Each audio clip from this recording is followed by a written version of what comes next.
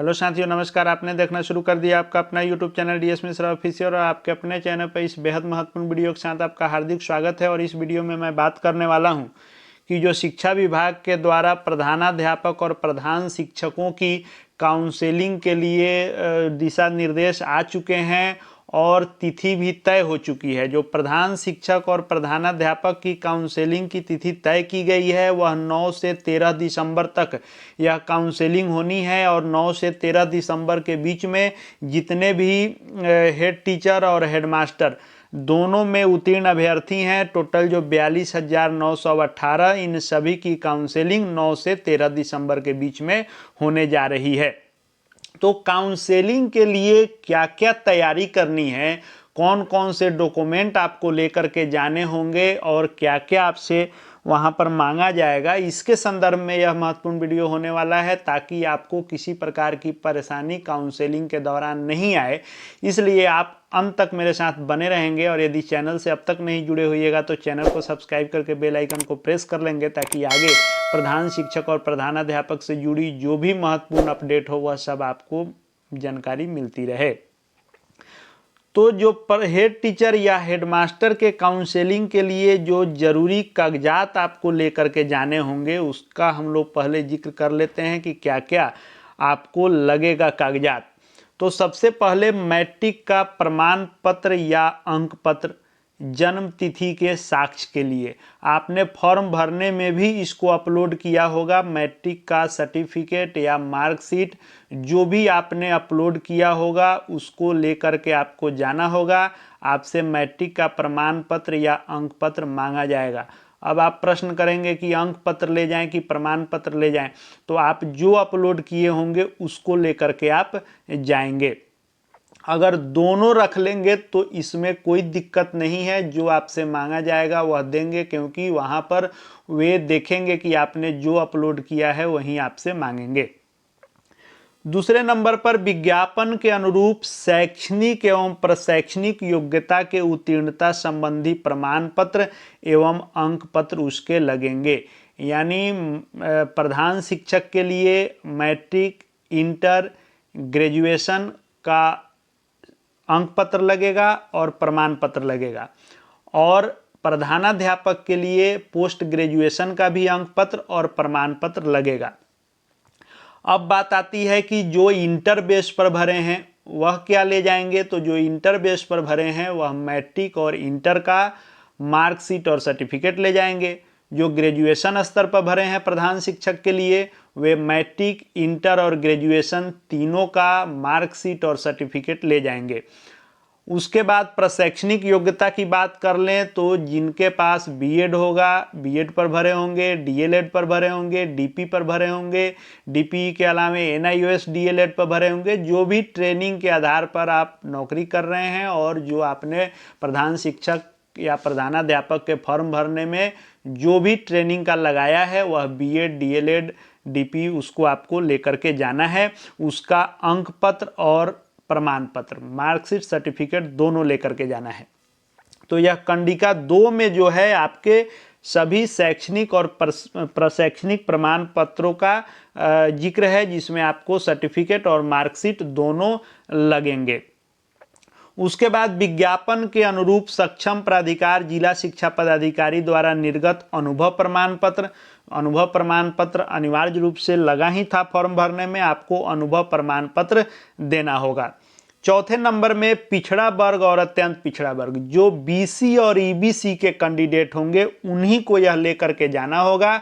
आपका NCL certificate जो है, नॉन क्रीमी लेयर सर्टिफिकेट, उसको लेकर के जाना होगा। जो महिला उम्मीदवार हैं उनका एनसीएल पिता के नाम एवं पता से निर्गत होना चाहिए। लेकिन ऐसा देखा जाता है कि आवासीय और जाति ये दो पिता के नाम से निर्गत होते हैं, बाकी एनसीएल ईडब्ल्यूएस पति के नाम से भी निर्गत होता है, तो वह मान्य होता है।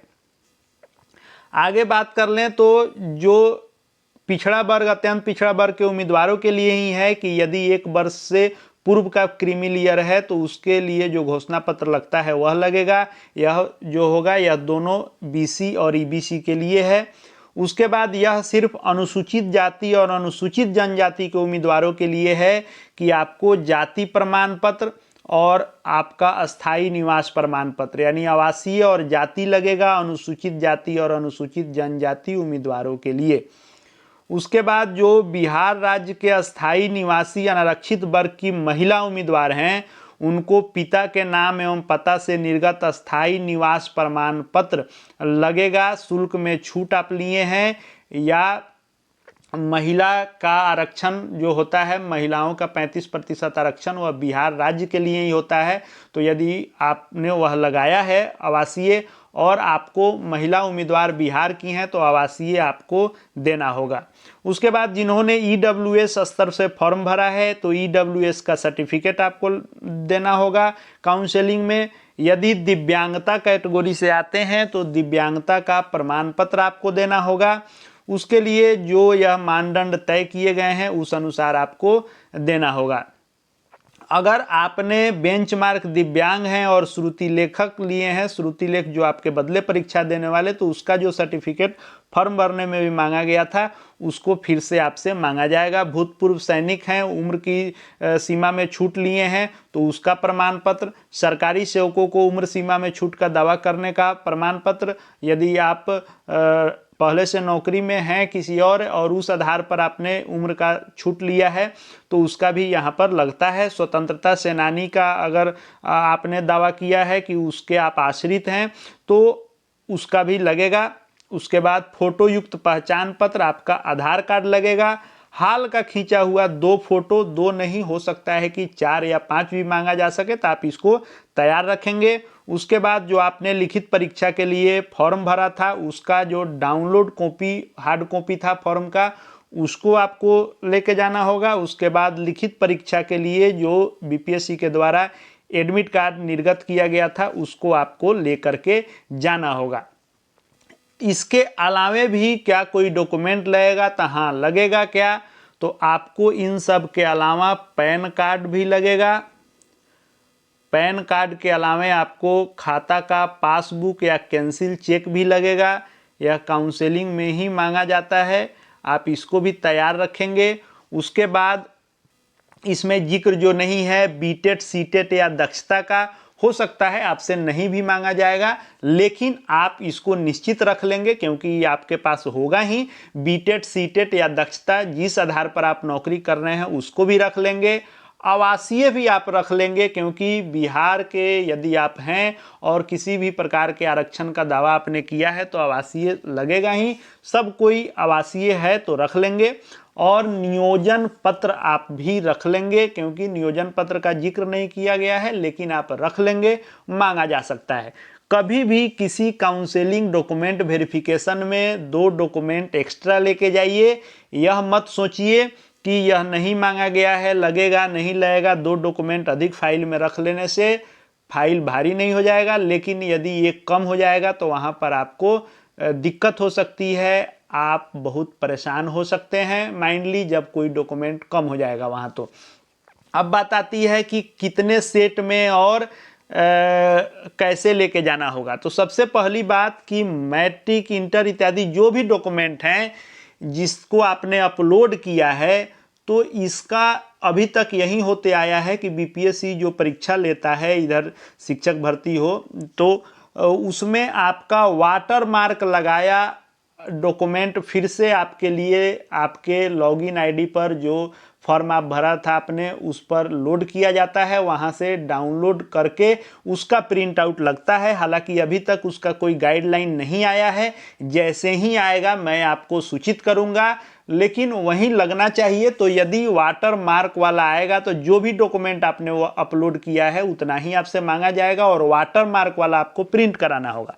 यदि काउंसलिंग के पहले वह दिशा निर्देश नहीं आता है, वह बाध्यकारी नहीं होता है वाटर मार्क वाला, तो आप ऐसे भी 2 कॉपी में आप अलग अलग फोल्डर फाइल में 2 सेट में सभी डॉक्यूमेंट को करा के रखेंगे और सभी का ओरिजिनल लेकर के जाएंगे ताकि किसी प्रकार का दिक्कत नहीं हो। लेकिन वाटर मार्क वाला हो सकता है कि फिर से आपका पोर्टल खुलेगा और वाटर मार्क वाला डाउनलोड करने का आदेश आएगा, या इन डॉक्यूमेंट के अलावा कोई भी यदि प्लस आता है, जैसे पिछले बार जो हाई स्कूल हेडमास्टर का हुआ था काउंसलिंग, उसमें आपको एफिडेविट इत्यादि भी मांगा गया था, उसका भी जिक्र हम लोग आगे कर लेंगे कि पिछले बार प्रधानाध्यापक में क्या लगा था।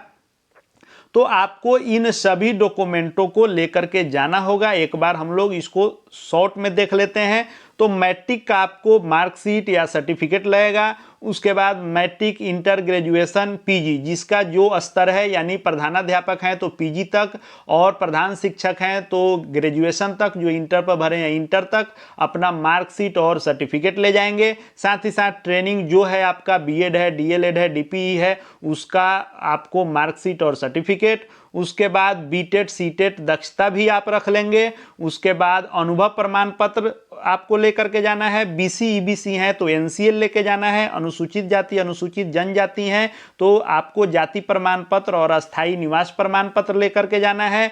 महिला हैं आप तो आपको निश्चित रूप से अपना निवास प्रमाण पत्र लेकर के जाना है। ईडब्ल्यूएस के आधार पर आपने दावा किया है ईडब्ल्यूएस कैटेगरी का तो ईडब्ल्यूएस सर्टिफिकेट, और दिव्यांगता से संबंधित आपने दावा किया है तो दिव्यांगता सर्टिफिकेट, या उम्र संबंधी किसी प्रकार के छूट का आपने दावा किया है, भूतपूर्व सैनिक हो या सरकारी सेवक, या आप स्वतंत्रता सेनानी के ग्रैंड चाइल्ड हैं तो उसका, और फोटो युक्त पहचान पत्र, आधार कार्ड लगेगा। हाल का खींचा हुआ 4-5 फोटो आप निश्चित रूप से इसको रख लेंगे, तैयार कर लेंगे। जो फॉर्म भरा था आपने उसकी हार्ड कॉपी प्रिंट कर लेंगे, और लिखित परीक्षा के लिए जो बीपीएससी द्वारा निर्गत एडमिट कार्ड था उसका, और इसके अलावे आप पैन कार्ड, और पैन कार्ड के अलावे आप खाता का पासबुक या चेक रख लेंगे, और उसके अलावे आप नियोजन पत्र भी रख सकते हैं, आवासीय रख सकते हैं। मैंने पहले ही कहा कि कभी भी किसी डॉक्यूमेंट पर संशय हो कि इसको रख लें क्या या छोड़ दें तो रख ही लें, छोड़ने की बात नहीं आती है।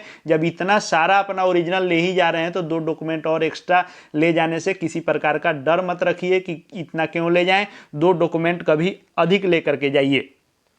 उसके अलावा यदि हम लोग बात कर लें प्रधानाध्यापक में क्या लगेगा, तो प्रधानाध्यापक में भी यही सारे डॉक्यूमेंट लगेंगे। बस प्रधान शिक्षक के लिए जो इंटर या ग्रेजुएशन तक लगना है वह प्रधानाध्यापक के लिए पोस्ट ग्रेजुएशन तक लगना है। बाकी सभी डॉक्यूमेंट आपका भी सेम इतना ही लगना है, फोटो, आधार, पैन सब आपका भी लगना है। अब पिछली बार का बात कर लें प्रधानाध्यापक में क्या क्या लगा था, तो मैट्रिक का आपको मूल प्रमाण पत्र एवं अंक पत्र लगा था, इंटरमीडिएट, स्नातक, पोस्ट ग्रेजुएशन तीनों का मूल एवं अंक पत्र लगा था। उसके बाद कोई उच्चतर योग्यता का आपने जिक्र किया था वह आपको लगाना था। बीएड की जो ट्रेनिंग की आपकी सर्टिफिकेट थी उसको लगाना था। 2012 के बाद नियुक्त हैं तो आपको स्टेट लगाना था, 2012 से पहले के हैं तो दक्षता लगाना था। उसके बाद नियोजन पत्र लगाना था, नियुक्ति पत्र लगाना था, जो मतलब शिक्षक हैं उनको नियोजन पत्र लगाना था, जो प्राइवेट से आए हैं उनको भी अपना नियुक्ति पत्र देना था। उसके बाद अनुभव का देना था, जो प्राइवेट स्कूल से आए थे या राज्य सरकार से मान्यता प्राप्त उनको अनुभव के साथ बैंक खाता का विवरण देना था, एनओसी देना था, जाति देना था, ईडब्ल्यूएस देना था, और उम्र छूट का दावा किए थे वह सर्टिफिकेट जो सेम बाकी है वह देना था। एक चीज़ उसमें प्लस जो किया गया था वह यह किया गया था कि अनुमंडल पदाधिकारी या कार्यपालक दंडाधिकारी द्वारा निर्गत प्रपत्र में इस आशय का शपथ पत्र की सभी प्रमाण पत्र सही हैं तथा आपके विरुद्ध थाना में अथवा न्यायालय में कोई केस दर्ज नहीं है एवं आपका आचरण प्रतिकूल नहीं है, इसका एक शपथ पत्र भी एक्स्ट्रा में लिया गया था। अगर इस बार भी ऐसा कोई निर्देश आता है तो उसको आपके लिए मैं लेकर के आऊँगा। साथ ही साथ यह आप जरूर ध्यान में रखेंगे कि जो भी आपको डॉक्यूमेंट ले जाना है वह कौन सा, तो आपने जो अपलोड किया है, बाकी एक्स्ट्रा तो ले ही जाना है।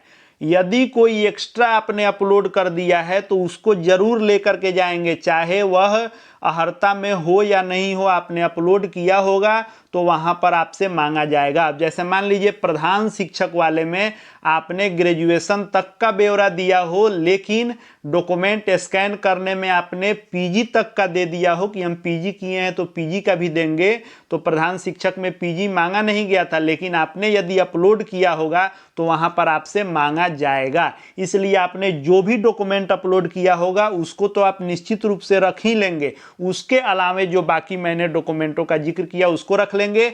अभी ऑफिशियली फिर से दिशा निर्देश हो सकता है कि किसका किस दिन होगा, जब वह शेड्यूल आएगा, यानी व्यक्ति विशेष वाइज जो सूची आएगी उसमें यह जिक्र निश्चित रूप से होना चाहिए कि क्या क्या मांगा जाएगा, कैसे कैसे तैयारी करके ले जाना है। वह दिशा निर्देश जैसे ही आएगा उसको भी लेकर के आऊँगा, या कोई भी प्रधान शिक्षक प्रधानाध्यापक से संबंधित काउंसलिंग में फेरबदल या कोई भी नया अपडेट आता है वह निश्चित रूप से आपको आपके अपने इस चैनल पर देखने को मिलेंगे। इसलिए चैनल से जुड़ जाएंगे, चैनल को सब्सक्राइब कर लेंगे, ताकि आगे जो भी प्रधान शिक्षक और प्रधानाध्यापक से संबंधित एक एक छोटी बड़ी लेटेस्ट अपडेट आएगी सब आपको यहाँ देखने को मिलेंगे। और आपके डॉक्यूमेंट से संबंधित कोई भी नई खबर आती है वह आपके लिए मैं लेकर के आऊँगा। कोई प्लस किया जाता है तो टेलीग्राम चैनल से जुड़ जाएंगे, वहाँ भी जो भी छोटी बड़ी अपडेट आएगी वहाँ भी मिल जाएगा। डीएस मिश्रा ऑफिशियल नाम से भी है, लिंक डिस्क्रिप्शन बॉक्स में है। आगे शिक्षा जगत और शिक्षा विभाग के हर अपडेट वहाँ भी आपको मिलते रहेंगे। इस वीडियो को देखने के लिए आपका बहुत बहुत धन्यवाद।